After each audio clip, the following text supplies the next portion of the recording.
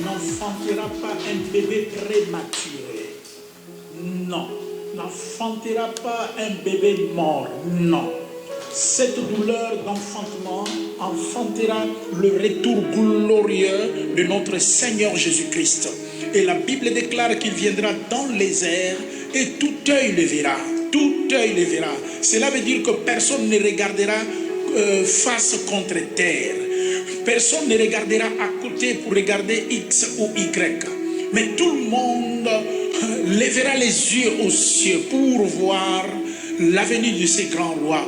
Mais la Bible déclare avant cela, il faut que celui qui s'appelle Antichrist soit assis dans le temple. Il s'assiera dans le temple. Sachez-le bien qu'il s'assiera dans le temple. C'est là où il se déclarera Dieu. Alors quand nous allons voir ça, c'est alors que, bien-aimés, sachez-le bien que ça sera vraiment la fin. Alors la tribulation qui va commencer. Ce que nous voyons, c'est seulement un exercice de la tribulation. Les accords soupe, comme mais si tu n'arrives pas à te contenir pendant ces temps, mais alors les temps difficiles, les temps durs quand ça viendra. Mais est-ce que tu sauras? Voilà pourquoi recevoir Jésus-Christ comme Seigneur et Sauveur, c'est une garantie pour ta vie, garantie pour tes enfants, garantie pour ta famille. Amène Jésus dans ta maison. Amène Jésus dans ton mariage.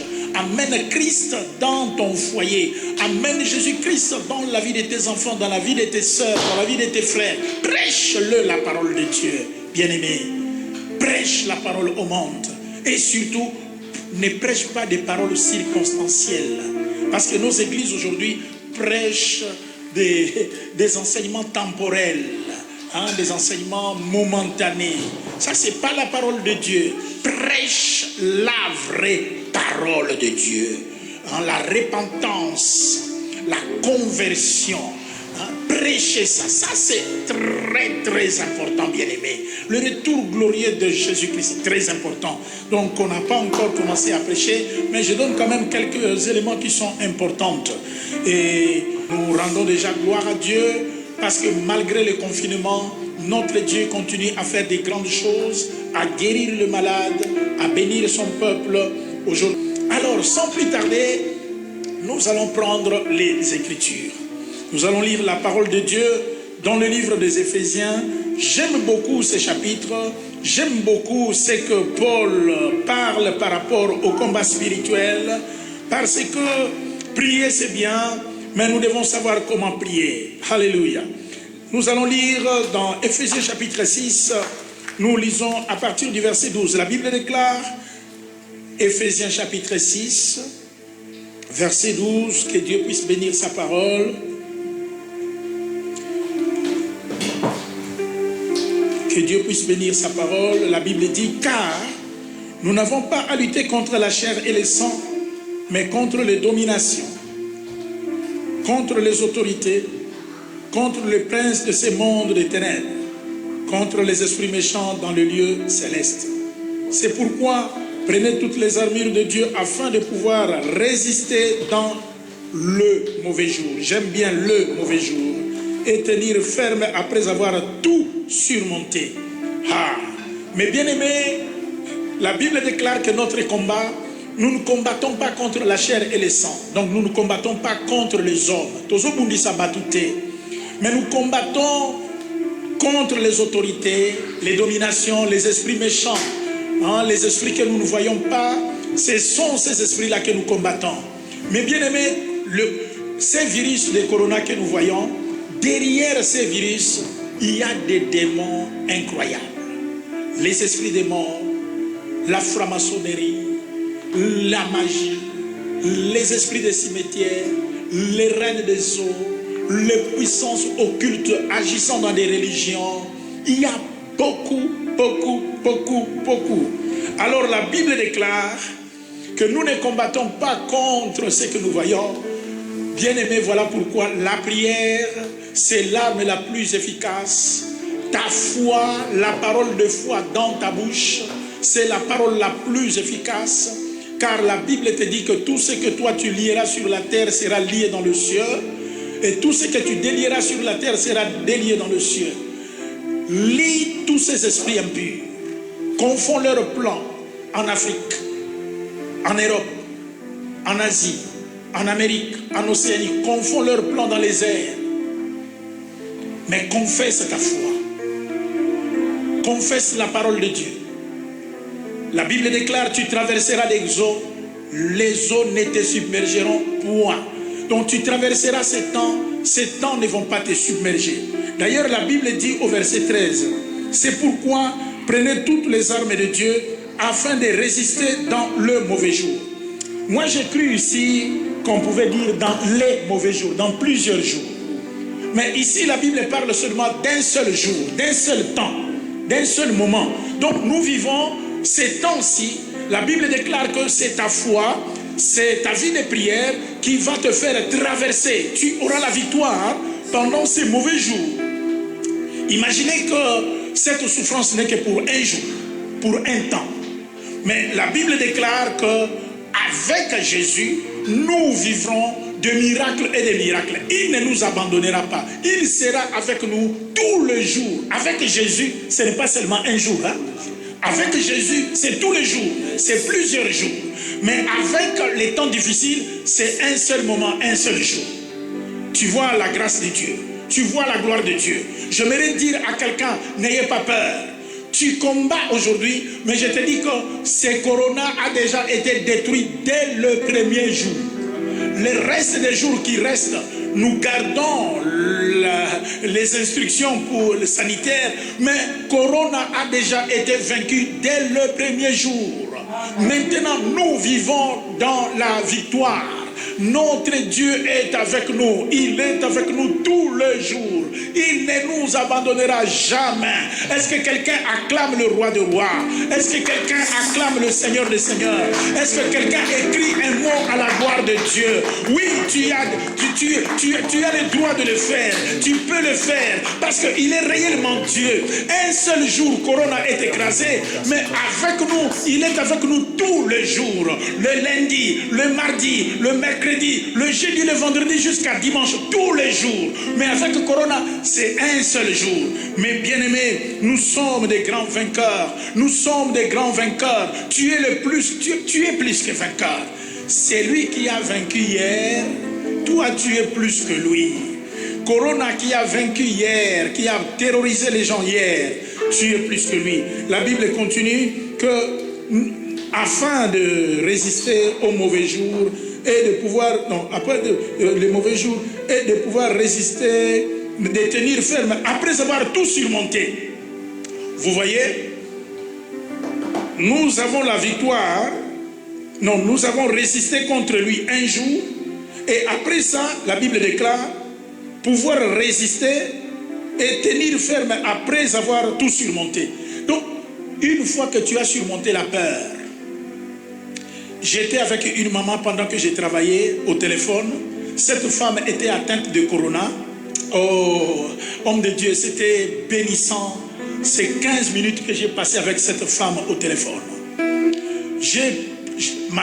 La femme m'a dit, je suis atteint et je suis gravement malade. J'attends seulement ma mort. C'est ce qu'elle m'a dit au téléphone. J'attends seulement ma mort.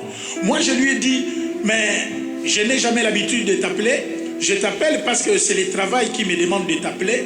Mais sachez-le bien que cette maladie va croiser le roi de gloire maintenant.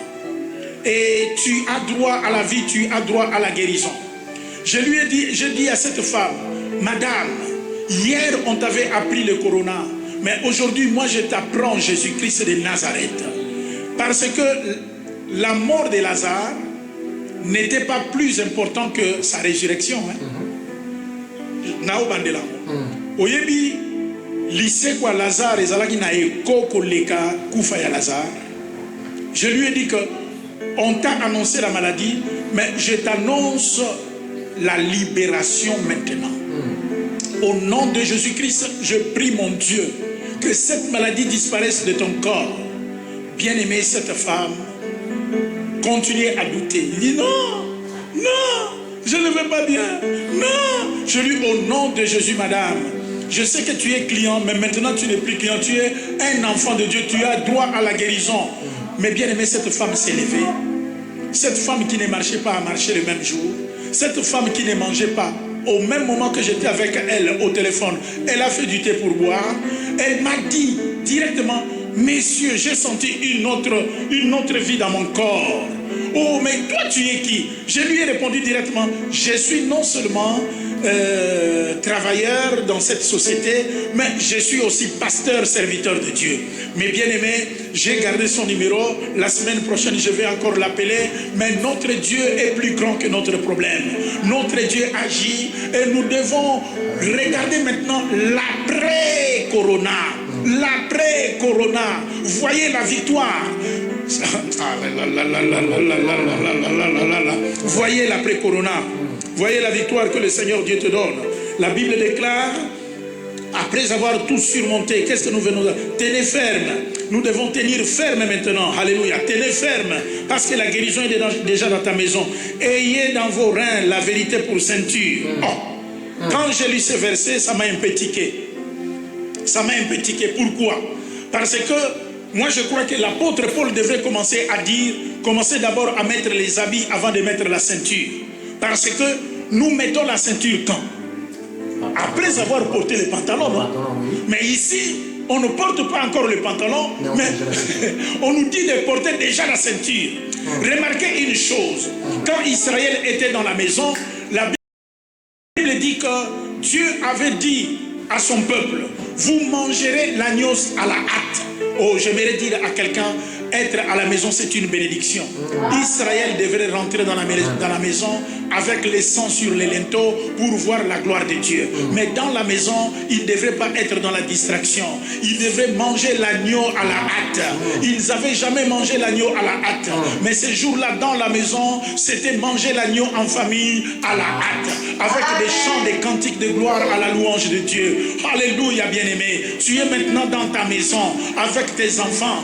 Alléluia. Vous mangez dans la maison. Vous faites tout dans la maison. Vous êtes pressés à 20h30 pour écouter la parole de Dieu et pour prier. Tu fais tout à la hâte. C'est la Pâque de l'Éternel. L'Éternel Dieu est en train de te traverser des grands moments que tu n'as jamais connus. La malédiction des familles, la malédiction des camarades, les blocages, les maladies qui étaient en toi sont en train de disparaître. L'ange est en train de marcher pour détruire tout ce qui est hors de la maison. Hors de la maison. Parce que dans ta maison maintenant c'est la prière. Alors comme la sorcellerie hors de ta maison, elles sont détruites, les blocages sont détruits au nom de Jésus-Christ. Oh, Rahab, elle aussi était dans la maison.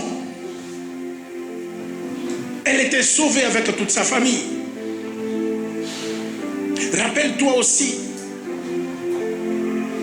les disciples étaient dans la maison et il apparut pour leur dire que la paix soit avec vous. Ils étaient aussi dans la chambre haute. Et la Bible déclare, la puissance du Saint-Esprit est descendue sur eux. Rester dans la maison n'est pas une calamité, mais un moyen de méditation. Un moyen de croiser encore le temps de parler avec ta femme, avec tes enfants, de remettre la paix entre vous. Mais bien aimé, la fin de toutes choses est proche. Même si la fin n'est pas encore là, mais c'est proche, dit la Bible. Quand quelque chose est proche, bien aimé, il faut faire attention.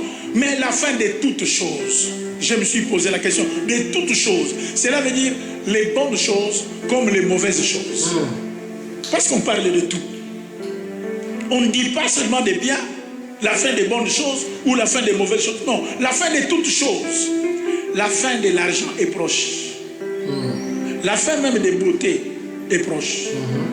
La fin des habits est proche. La fin de tout est proche. Oui, n'abandonnez pas le rêve. N'abandonnez pas le projet que tu as. Va de l'avant, sois béni. Que cette année soit une année de progrès et de prospérité encore pour toi. Une année où Corona est écrasé. Mais sache que la fin de toutes choses est proche. La Bible dit, soyez donc sages. En ce moment, l'homme prudent est sage. L'homme de Dieu est sage. Il ne va pas partout. Il n'entre pas dans n'importe quel groupe. Il ne marche pas avec n'importe qui. Il craint Dieu et il cherche son Dieu dans la profondeur. Toi qui viens à l'église pour faire des petits groupes, change. Toi qui viens à l'église pour attendre la fin du culte, faire des désordres, change. Toi qui viens à l'église pour ne pas obéir aux règlements, aux ordres, change. C'est le temps, parce que toute chose est proche. Même le temps de venir à l'église, la fin du temps de venir à l'église est proche aussi. Parce que ce jour-là, Dieu enverra la fin. Cette fin ne sera pas la fin du repas, mais la fin de la parole de Dieu. Mettez la ceinture. Avec Dieu, on ne met pas d'abord tout ce qu'on a. Mettez la ceinture qui est la vérité. Revêtez-toi de la parole de Dieu. La Bible déclare, après avoir tout surmonté, prenez les armures de Dieu. Reprenez la vérité en toi. La vraie vérité n'est pas ce que toi tu dis dans ta bouche. La vraie vérité est dans la bouche de notre Seigneur Jésus-Christ. La vraie vérité, c'est la parole de Dieu. Faites tout selon la parole de Dieu. Dis oui à tout ce que la parole de Dieu dit oui. Et dis non à tout ce que la parole de Dieu dit non. Que les églises soient transformées. Que les pasteurs se répandent. Que les apôtres se répandent. Que les docteurs se répandent. Que les fidèles se répandent. Que les chantres se répandent. Que tout le monde se répande. C'est le temps, mes bien-aimés, de se revêtir de la ceinture de la vérité. Qu'est-ce que nous n'avons pas vu dans nos églises? L'amour de l'argent qui a pris de la place. L'argent des offrandes qui servent à avorter les femmes, les fidèles de l'église. Au lieu d'aider les pauvres, les malheureux dans nos églises, nous avons négligé les veuves, nous avons négligé les orphelins. Remettons la ceinture de la vérité. La prière a disparu dans nos églises. Il n'y a que de fausses prophéties. Nous voyageons de pays en pays pour chercher l'argent au lieu d'avoir à cœur d'annoncer la vraie parole. Mes bien-aimés frères et sœurs, nous risquons de rester avec nos temples pleins de péchés. Mais la Bible déclare, revenez à moi, je reviendrai à vous. Si vous vous détournez de vos mauvaises voies, ça c'est une prédication pour nous tous, mes bien-aimés. Sanctifions-nous, purifions-nous, prions Dieu avec un cœur sincère. À moins que le Seigneur a dit et il a désigné ton fils pour te succéder comme pasteur de l'église. Sinon, laissez le bêtise. Ça, c'est tisser la colère de l'Éternel, de voir tout un peuple aller en enfer à cause du profit d'une famille. C'est le temps de se repentir, bien-aimés. C'est le temps de prêcher la bonne nouvelle. La fin de toutes choses est proche. La fin des fêtes est proche. La fin de se marier est proche. Oui, si tu as ton projet, marie-toi. Mais je te dis que dans l'avenir, le retour du grand roi est proche.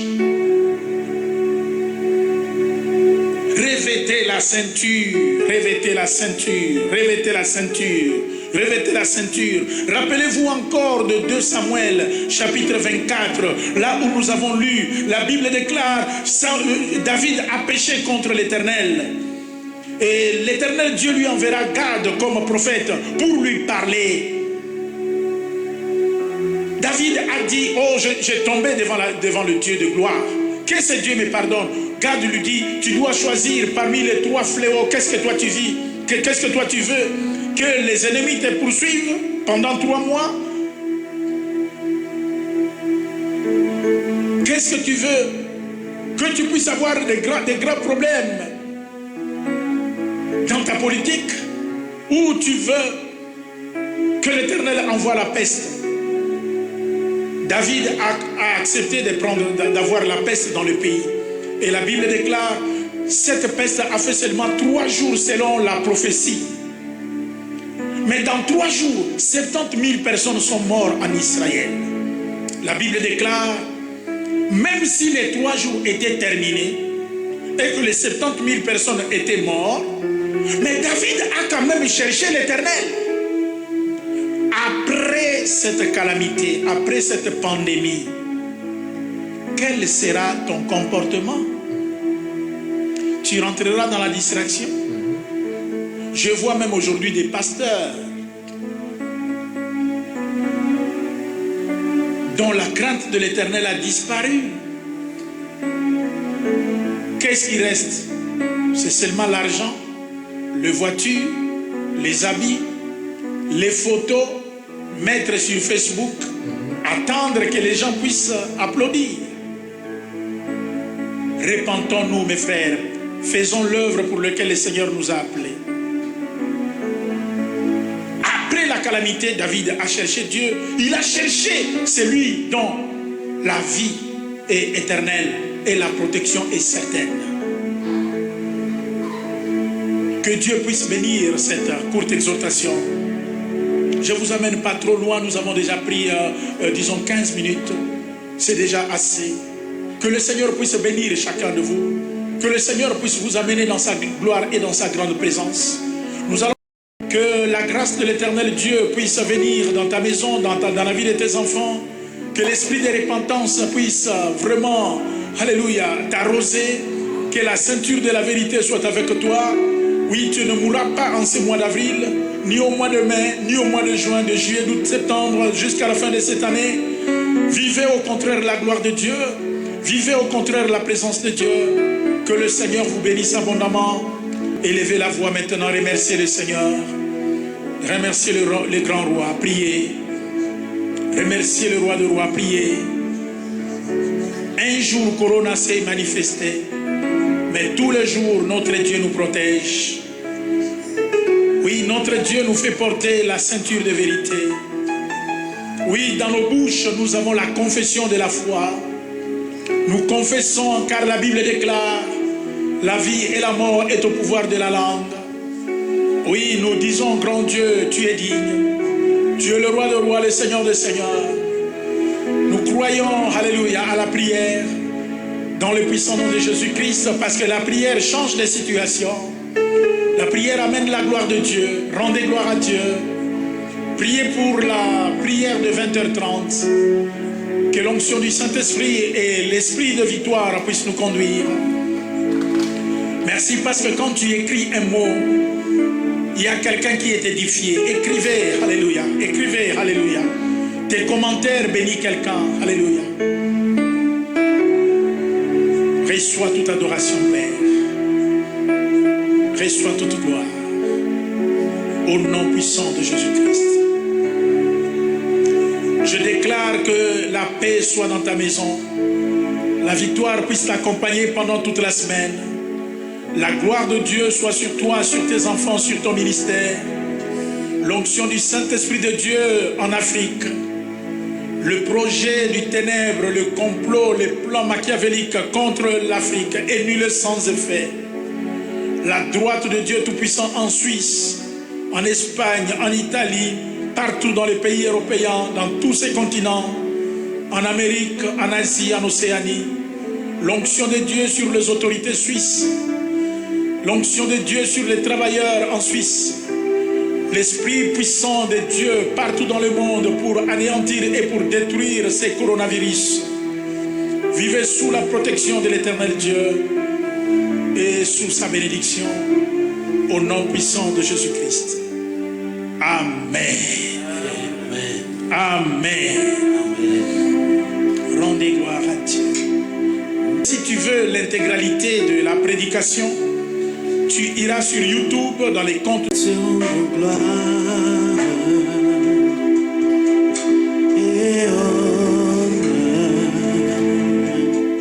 Nous levons nos mains et t'élouons en exaltant ton Seigneur. Nous te rendons gloire.